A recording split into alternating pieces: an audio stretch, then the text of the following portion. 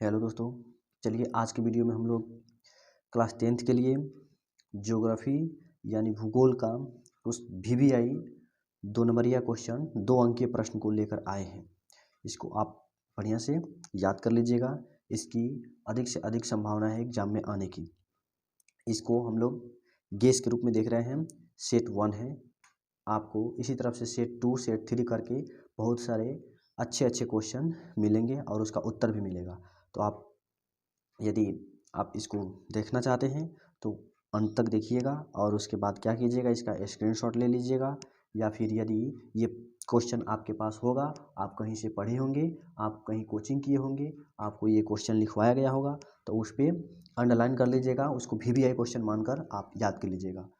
या फिर एग्ज़ाम देने जाने से पहले एक बार इसे ज़रूर देखिएगा। ठीक है, तो चलिए बिना देरी के वीडियो को शुरू करते हैं।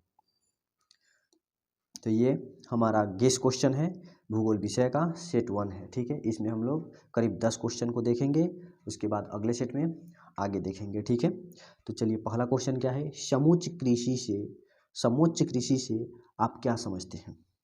पहला क्वेश्चन है, समोच्च कृषि से आप क्या समझते हैं। तो यदि आपके पास होगा तो अच्छा है, नहीं होगा तो इसको नोट कर सकते हैं। ठीक है, तो आइए देख लेते हैं इसका उत्तर क्या होगा। इसका उत्तर नीचे लिखा गया है, समोच्च जुताई द्वारा की जाने वाली कृषि को समोच्च कृषि कहते हैं। यह पहाड़ी क्षेत्रों में वहाँ होती है जहाँ जल तीव्रता से बहता है और अपने साथ उपजाऊ मिट्टी को बहा ले जाता है। इसी उपजाऊ मिट्टी को बचाने के लिए समोच्च कृषि की जाती है। ठीक है, तो इसको आप नोट कर लीजिएगा। ये हो गया हमारा VVI क्वेश्चन, जिसकी एग्जाम में आने की अधिक से अधिक संभावना है। आप एग्जाम देने जाने से पहले एक बार इसको अवश्य देख लीजिएगा। अगला क्वेश्चन देखते हैं क्या है, फसल चक्र किस प्रकार मृदा संरक्षण में सहायक है।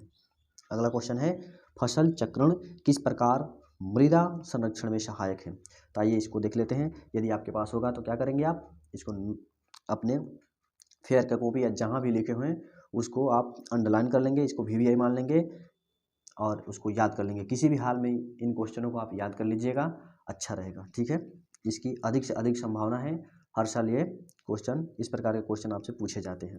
ठीक है, तो आइए आगे देखते हैं।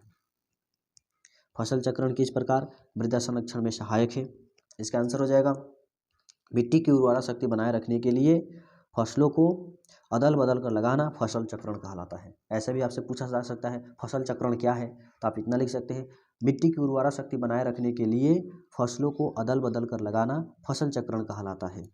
ठीक है, फसलों को अदल बदल कर लगाने से मिट्टी में किसी भी पोषक तत्वों की कमी नहीं होती है। फसल को अदल बदल कर लगाते हैं तो मिट्टी में किसी भी पोषक तत्वों की कमी नहीं होती है तथा सभी पोषक तत्वों का बराबर उपयोग होता रहता है। इसीलिए हमें क्या करना चाहिए, कभी गन्ना लगाना चाहिए, कभी गेहूँ, कभी धान, कभी दलहन पौधा भी लगाना चाहिए अपने खेतों में, ताकि मिट्टी में सभी प्रकार के पोषक तत्वों की पूर्ति बनी रहे, कमी ना हो। ठीक है, आगे बढ़ते हैं, अगला क्वेश्चन को देख लेते हैं। अगला क्वेश्चन है, जल संकट क्या है।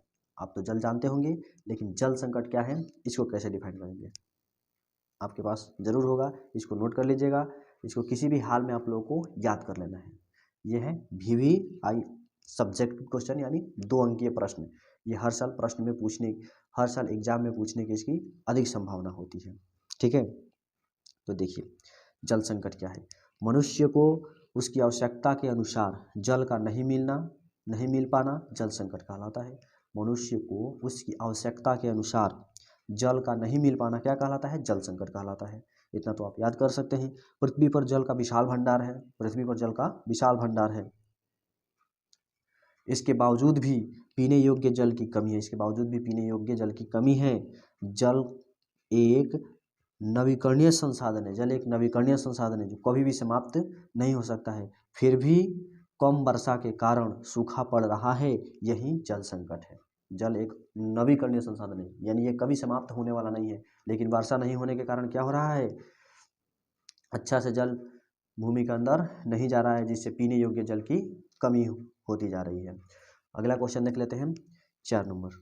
ठीक है, इसमें क्या दिया गया है, 4 नंबर में वन विनाश के प्रमुख कारकों को लिखें, यानी किस किस कारण से वन विनाश हो रहा है उसको हम लोग को लिखना है।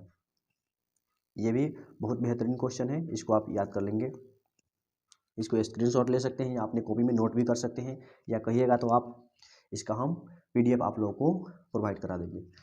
वन विनाश के प्रमुख कारकों को लिखें। तो इसका उत्तर हो जाएगा वन विनाश के प्रमुख कारक निम्नलिखित है।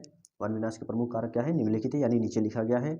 1 नंबर में लकड़ी आधारित उद्योगों के लिए कच्चे माल की आपूर्ति करना, यानी लकड़ी से जो भी वस्तु बनने वाला है, जो भी सामान बनने वाला है, उसके लिए क्या किया जा रहा है? पेड़ों को काटा जा रहा है, जिससे वन का विनाश हो रहा है। 2 नंबर में है बड़े विकास योजनाओं के लिए बड़े पैमाने पर लकड़ियों को भी काटा जा रहा है, यानी कहीं पर नहर बनाने के लिए जंगल को काटा जा रहा है, वो भी क्या है? वन विनाश के कारक ही हैं।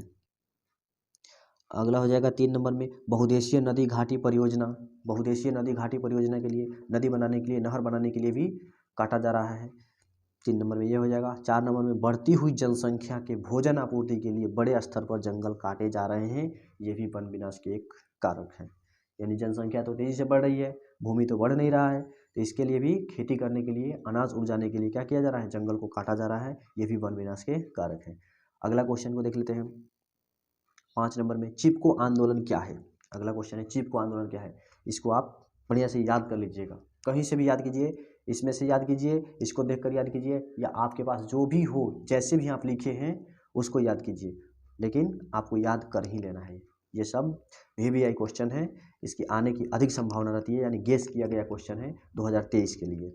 ठीक है, क्लास 10th 2023 के लिए इंपॉर्टेंट क्वेश्चन है। चिपको आंदोलन क्या है? इसका उत्तर कैसे देंगे हम? उत्तर प्रदेश के टिहरी गढ़वाला पर्वतीय जिले में पेड़ पौधों की कटाई पर रोक लगाने के लिए सुंदरलाल बहुगुणा के नेतृत्व में एक आंदोलन चलाया गया था, जिसे चिपको आंदोलन के नाम से जाना जाता है। इस आंदोलन में स्थानीय लोग ठेकेदारों के कुल्हाड़ी से हरे भरे पेड़ पौधों को कटते देख क्या करते थे? उससे चिपक जाते थे, उसे बचाने के लिए पेड़ों से चिपक जाते हैं, इसे ही चिपको आंदोलन कहते हैं। क्या करते थे लोग? ठेकेदारों के कुल्हाड़ियों से हरे भरे पेड़ पौधों को कटने से बचाने के लिए पेड़ों से क्या करते थे? चिपक जाते थे, इसे ही चिपको आंदोलन कहा जाता है। तो इसको आप बढ़िया से याद कर लीजिएगा। अगला क्वेश्चन है अभ्रक का क्या उपयोग है? 6ठा नंबर क्वेश्चन है अभ्रक का क्या उपयोग है? 6ठा नंबर क्वेश्चन में क्या किया है? अभ्रक का क्या उपयोग है? ये भी बेहतरीन क्वेश्चन है, इसको भी आप अच्छा से याद कर लेंगे। इसका उत्तर कैसे देंगे हम?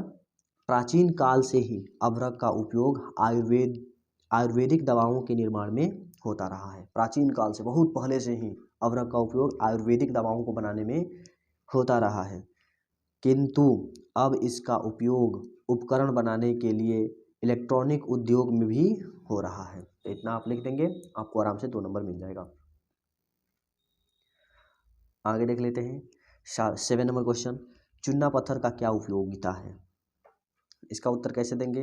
भारत में उत्पादित चूना का 76% भाग सीमेंट में, 16% भाग लौह इस्पात में तथा 4% रसायन उद्योग में उपयोग किया जाता है। शेष 4% का उपयोग उर्वरक, कागज, मुरब्बा और चीनी उद्योग में होता है।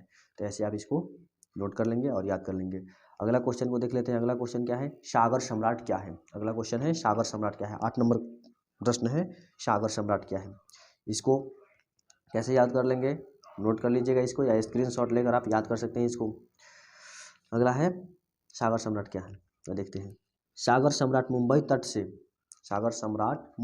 से 176 किलोमीटर दूरी उत्तर पश्चिम दिशा में अरब सागर में स्थित एक मचान है।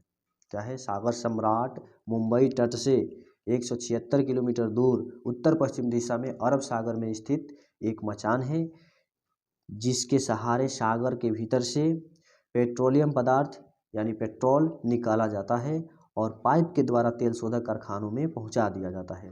यही है सागर सम्राट, यानी मुंबई के तट से 176 किलोमीटर दूर समुद्र के अंदर में एक मचान बनाया गया है, जिसकी सहायता से हम लोग क्या करते हैं? पेट्रोलियम पदार्थ को निकालते हैं और पाइप के सहायता से तेल शोधक कारखानों तक पहुंचा देते हैं। इसी को सागर सम्राट कहा जाता है। 9 नंबर क्वेश्चन है झारखंड राज्य के मुख्य कोयला उत्पादक क्षेत्रों के नाम अंकित कीजिए या लिखिए, ऐसे भी पूछ सकता है। ठीक है, तो कैसे इसको लिखेंगे?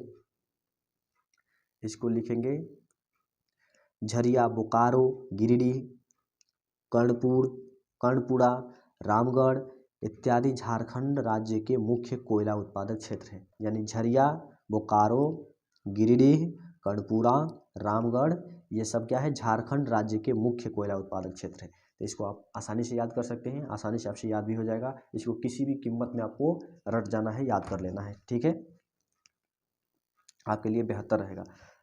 10 नंबर और लास्ट क्वेश्चन है,